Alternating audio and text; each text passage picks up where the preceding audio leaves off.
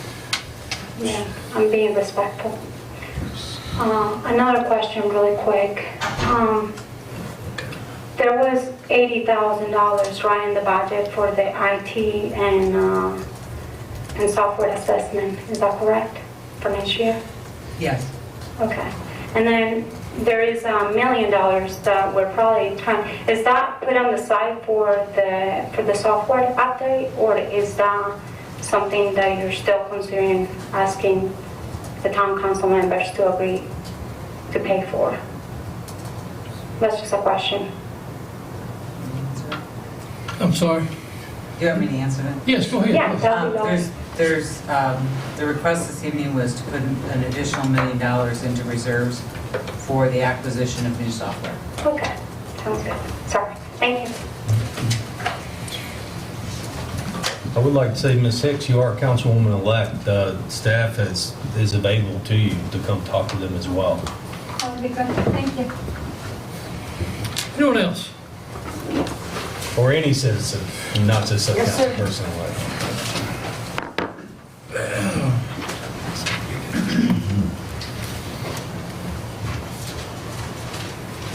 Good evening. My name is Lisa Lucas Gardner. I live at 11 Flieger Street.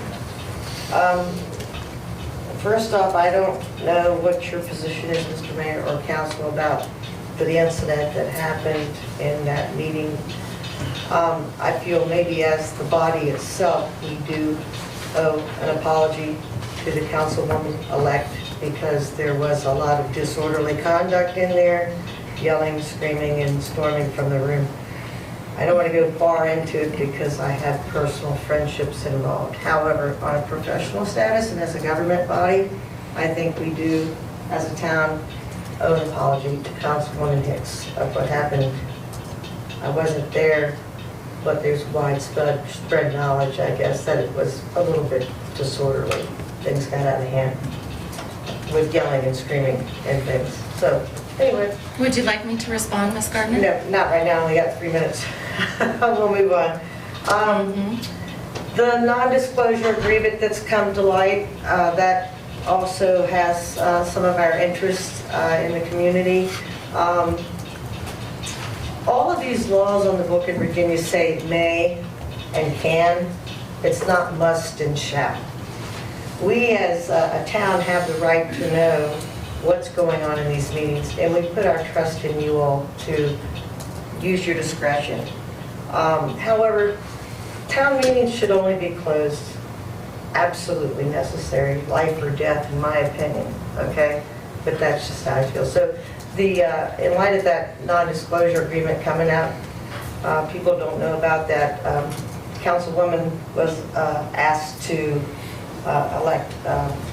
sign this disclosure or non-disclosure agreement, that she would not discuss anything that she heard behind these closed doors and closed meetings. To me, that's just kind of suspicious. Anytime the government tries to restrict the information, that bothers me.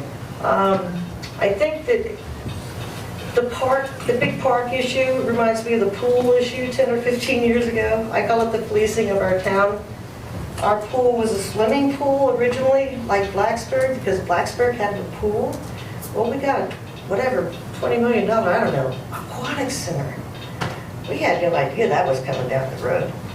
And also, I want you all to, when you're talking about employment in the town, really try to push for some diversity and hire minorities and more women, people of color, different faiths and religions. I mean, we're so cracker white, it's crazy, okay? We need to diversify our town. Last thing is my street. I live at the corner of Flieger and First, the 300 block of First Street. Please look at the lack of the curbs and the erosion of my yard and everything that's been going on for years. So if we could please try to pave that little part of the street, cut through traffic, and put some curbs or sidewalks or whatever. It's only 1 block long. So 300 block of First Street. Thank you very much. Thank you. Anyone else? Hearing no one, I will close the public comments. We'll go to committee reports. Ms. Sachs? We will have a central business meeting next month. I was mistaken last time, You yes, did it we, in December? yes, correct, in December. Okay. And I'll post it on my page, the town will post it on theirs when the date has been set and the time. Thank you. Mr. Hubbard? No. Mr. Stipes? Virginia Tech Board of Visitors, at least as far as the Virginia Tech Montgomery Regional Airport, we got an email today that Dr. Wilson was not appointed to that board. It was another employee at Virginia Tech, and I'm not sure about the other boards, but I'll report committee on that report, or report on that committee. So that just happened, the Board of Visitors voted on that yesterday. Is that a major surprise? Just an update. Mr. Showalter? Nothing to report. Mr. Bishop? Nothing to report. Mr. Collins? Anything. Very good. Discussion by and action by mayor and council, Community Development Block Grant 2018 Consolidated Annual Performance and Evaluation Report. Public hearing was held November the 12th. Mr. Warren, is that yours? Apparently not, he's gone. I make a motion, we approve the CD Community Development Block Grant. Oh, there he is. I'll second. Got a motion and a second. Any discussion? Madam Clerk? Yes, sir. Councilman Bishop? Councilman Collins? Aye. Councilman Hubbard? Aye. Councilwoman Sacks? Aye. Councilman Showalter? Aye. Councilman Stipes? Aye. That's 6-0. Ordinance for shared mobility systems for hire, specifically addressing the operation of motorized skateboards and scooters, bicycles, and electric power-assisted bicycles. The public hearing was held November the 12th, 2019, and I don't believe anyone commented on that. Is there a motion? So moved. Second. Got a motion and a second. Any discussion? Madam Clerk? Yes, sir. Councilman Bishop? Aye. Councilman Collins? Aye. Councilman Hubbard? Aye. Councilwoman Sacks? Aye. Councilman Showalter? Aye. Councilman Stipes? Aye. That's 6-0. The shared mobility system for hire operation regulations contingent on the preceding item. Make a motion that we approve. I'll second. Got a motion and a second. Discussions? Madam Clerk? Yes, sir. Councilman Bishop? Aye. Councilman Collins? Councilman Hubbard? Aye. Councilwoman Sacks? Aye. Councilman Showalter? Aye. Councilman Stipes? Aye. That's 6-0. We have two requests, rezoning requests from Magnolia Point and a conditional use permit contingent upon the item. I believe Mr. Fralin has asked to withdraw those. No, sir. Basically to send it back to Planning Commission for additional public hearings so that he could amend the proffers. So that's what you want us to do. Yes. I make a motion that we accept the applicant's request to direct this back to Planning Commission for further consideration and perhaps additional proffers. I'll second that. A motion and a second. Any questions? Madam Clerk? Yes, sir. Councilman Bishop? Aye. Councilman Collins? Aye. Councilman Hubbard? Aye. Councilwoman Sacks? Aye. Councilman Showalter? Aye. Councilman Stipes? Aye. That's 6-0. Contingent on, conditional use permit contingent on the above. To be tabled, to be sent back. Make a likewise motion to direct the CEP request back to Planning Commission, similar to item D. Second. Motion and a second. Any comments? Questions? Madam Clerk? Yes, sir. Councilman Bishop? Aye. Councilman Collins? Aye. Councilman Hubbard? Aye. Councilwoman Sacks? Aye. Councilman Showalter? Aye. Councilman Stipes? And now it's 6-0. Put the stocks before the stocks, didn't it? Okay. Next is a conditional use permit request by Shaw Development LLC for planned housing development consists of single-family dwellings, Christmas Mill Road, Round Meadow Drive, Putter Lane, Norfolk and Southern right-of-way, railroad right-of-way, formerly known as the Meadows Golf Course, Shepherd Property, two-family residential district. My understanding is that the Shaw Development has had said that they would do a 30-foot wide street instead of the 24 that they asked for? Correct. That's correct. Make a motion, we accept the planning commission's recommendation and Shaw Development's change to a 30-foot road section. I like the second. Motion and a second. Questions, Madam Clerk? Yes, sir. Councilman Bishop? Councilman Collins? Abstain. Councilman Hubbard? Aye. Councilwoman Sacks? Aye. Councilman Showalter? Aye. Councilman Stipes? Aye. It's 6-0. It's 5-0 and an abstention. An abstinence, what's that? Okay, next is the monthly bill list. It was presented to you. I think we got an update from Val. Yeah, my apologies. Mr. I went Page, to print it, I went, there's only 3 pages here, you might like all 6. Do we have a motion? I make a motion to pay the bills. Okay. I'll second it. Got a motion and a second to pay the list, pay the bills. Comments, discussions, questions? Madam Clerk? Yes, sir. Councilman Bishop? Councilman Collins? Aye. Councilman Hubbard? Aye. Councilwoman Sacks? Nay. Councilman Showalter? Aye. Councilman Stipes? Aye. 5-1. Thank you. Discussion regarding proposed park on Pepper's Ferry Road Northwest. We had a meeting last night and reviewed the proposed updated plans of the park. I think we're into an agreement with an 80% build that we've already gone into. Based on the information we heard last night, I think it's incumbent on us to vote to proceed with that plan. Make a motion, we continue on the path of plan development that we're on based on the deferred master plan that was presented to us yesterday. And I'll second that. Got a motion and a second. Discussions? I think it would just help if we clarify that this is not meaning that we're... No. If you could just take 2 minutes to explain to the public, if you don't mind. Yeah, I mean, this is under a PPEA, which we have, council voted some time back to fund $1 million for the design of the proposed town park. We saw last night, which was about 25%, and I think the build portion of it or the design portion of it will further enhance. But at any point in time, until actually they turn the first shovel of dirt, we can not approve this park and not go any further with it. Or portions of it. Or portions of the park. We can go portions or not. So that's kind of it. We're not by voting tonight to proceed, we're in certainly no way committing council of the town of the citizens to build this park at this time.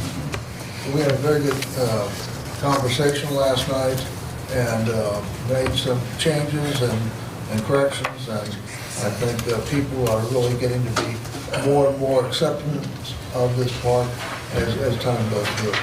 Well, I think what you'll find, and what I found last night, I mean, the ball fields are nice, but I think this proposed all-access playground and, with handicap accessibility, there are lots of other, learning disabilities. The equipment going into that will put us probably as having one of the top draws in the state of Virginia. And they estimate people would drive up to 200, 250 miles to bring their children to participate in this park. And it's an all-inclusive. I mean, they can, the children that are handicapped or disabled, these things are all designed so their brothers and sisters or their friends can come and go through it with them. So it was quite an impressive plan. And to me, that puts more emphasis on, this park. And I know the ball field. It's not, Brad, don't get me wrong, but I know, but this is, I mean, if there's something you're looking there, this whole park will touch basically from the cradle to the grave and have something for everyone to do. Whether you're 8 months or 88 years old, and there's no park around, there would be, if we move ahead with that, there would be nothing like this around. again, with you 8 months or 88 years old, there'll be something there for you, and it's pretty neat. And the splash park is back in, we think. Yeah, it is. It was, I think a misconception at first, in that they, we thought, well, it's going to be $2 million to build it, and come to find out you can build them from anywhere from 200,000, 400, 600 on up. But it is in the plans and it fits, and it's well located within the facility. So, do I have, we have the motion and the second. Any further discussion? The park has got something for everyone, like you two have already said, which I think is a real plus for the park. Madam Clerk? Yes, sir. Councilman Bishop? Aye. Councilman Collins? Aye. Councilman Hubbard? Aye. Councilwoman Sacks? Aye. Councilman Showalter? Aye. Councilman Stipes? Aye. Thank you. Staff reports, town manager. Just want to check with the council on scheduling town attorney interviews. Would you want to set those sometime in December, or do you want to hold those until January? What's your pleasure with those? January. Very good. And let you know, I am going to be giving tours to Ms. Hicks starting tomorrow at Public Works and wastewater treatment plant at 10 o'clock if somebody wants to ride along. We're going to also be doing tours Thursday 11 if another council member would like to ride along. Okay. Very good. I'd also encourage you go to the Water Authority. Or make an appointment. Do it all day. Good. I think you'll find it all very Solid informative. Waste Authority would be good too. It looks like a 1950s movie. It does. It is amazing though. All righty. Very good. Anything else? That's it. Mark, I'm sorry. Mr. Attorney? Yes, Mr. Mayor. We have received correspondence from the United States District Court for the Northern District of Ohio with regards to the opioid litigation matters that have been widely publicized and discussed throughout the papers and media. As you know, multiple local governments have sued the manufacturers of these opioid products in an attempt to recover damages that they feel are owed to them as a result of having to deal with the crises. You all have not chosen to file or did not choose to file an individual suit. However, you have been incorporated essentially, effectively into this national lawsuit. All local governments throughout the United States of America have been incorporated into a negotiating class at the federal level for purposes of negotiating potential settlements with these manufacturers and distributors. The question that has arisen, or the question that I pose to you tonight is, there is a deadline of November 22nd for local governments to either opt in by doing nothing, essentially you just keep your current status, or opting out by effectively notifying the court that you do not want to be a part of this class. Given the fact that you have not filed your own individual suit, staying in as a member of the negotiating class only has an upside for you. If there is a potential settlement, you may get something. I can't tell you what that would be, but you would get something. So the only question I have is, are you interested in continuing to be a member of the negotiating class, or would you like to opt out? Would we be considered part of Montgomery County? I believe that they were pursuing this. Yes, and they may recover based upon, statistical analysis of what opioids did within the town versus the county and all of those types of things. But for purposes of this overall universal lawsuit, each individual local government is incorporated. So, it's possible that you if there is a settlement, you might get some level of, damages that you otherwise would not receive if you chose to opt out. What sort of financial commitment would we have to stay in it? You don't have any financial commitment whatsoever. Okay. So as far as I can tell, there's only an upside in staying in. There's really no downside. So my assumption is that your decision is to stay in rather than opt out and then just let the chips fall where they're there. Is that the firm's recommendation as we stay as we go? That would be my recommendation, absolutely, because again, you're not paying any lawyers anything. you've effectively been incorporated into a larger lawsuit that is going to be negotiated amongst a group of lawyers, but you're not paying them anything. So effectively, you reap the benefits. Can you get us in on that roundup deal that's going around? So, am I correct in assuming that you all would be willing to just continue to be a member of the class and see what happens? You know, Do we need a motion or head nod? Yeah, you need fiscal. I think you might as well, if you don't mind, a formal motion to agree to continue to be a member of the negotiating class. you know, the money, Stay right there. We're going to put a motion on the I floor. make a motion that we continue to participate with the Opioid litigation, negotiating class. Second. A motion and a second. Any discussion? yeah, you know, the money is good, but I tell you, I just read in the paper the other day that in this area, it's still going up. The number of people getting involved and the lives that are being lost. You know, I think that, you know, it's people like us, it's our responsibility to go after these people who are passing out these drugs and getting people involved. I think that's a big important thing for us to do. And money or not money, but just to go after people. Okay. Any other comments or questions? Madam Clerk? Yes, sir. Councilman Bishop? Aye. Councilman Collins? Aye. Councilman Hubbard? Aye. Councilwoman Sacks? Aye. Councilman Showalter? Aye. Councilman Stipes? It's 6-0. Thank you. Council reports, Mr. Collins? Well, the only thing I'd like to say is I would like the newspapers to put on the front page with my picture that I abstained tonight. Very good. Mr. Bishop? How can you follow that stuff? I can't. Mr. Showalter? I have nothing to report. Mr. Stipes? Nothing. Mr. Hubbard? I just want to say, you know, wish everybody a happy Thanksgiving and that hope they have a great week and weekend and just have a good weekend.